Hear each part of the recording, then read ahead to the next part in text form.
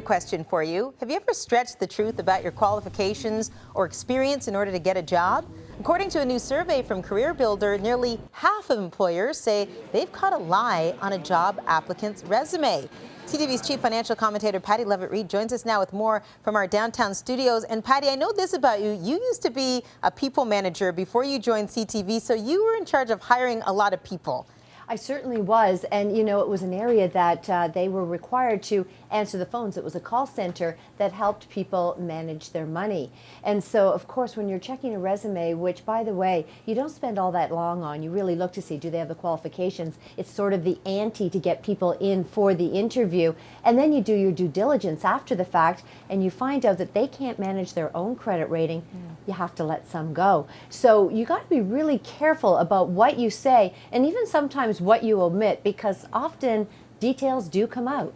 They do come out, and they're easy to find. What happened? I mean, you were hiring people. Did you ever run across this? Oh, I did. I did run across it. I ran across it a fair bit, and that doesn't mean everybody necessarily gets fired. I sometimes would confront someone and say, you know, your length of time on this job was this according to your reference or according to your previous employer, but this is what you put. Sometimes they would say, oh, it was a little fuzzy, and I would smile and say, okay, but you know what, going forward.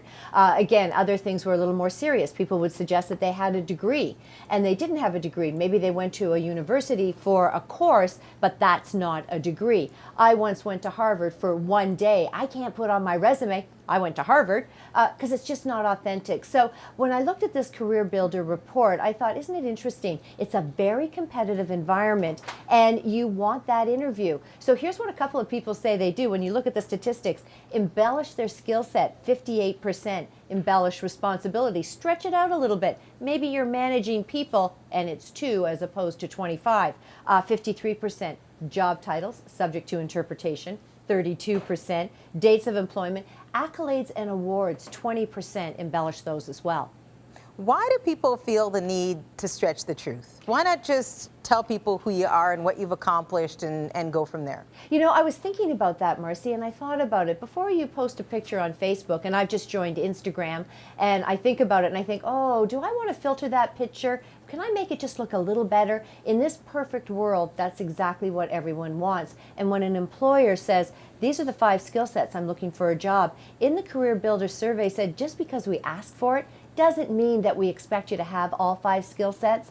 Most said, you know what, if you have 4 of them. Even over 60% said even if you only have 3 of the skills. So I think what happens, people want a job. It's a competitive environment. I'm going to stretch what I know about myself to mold myself to the position they're hiring for.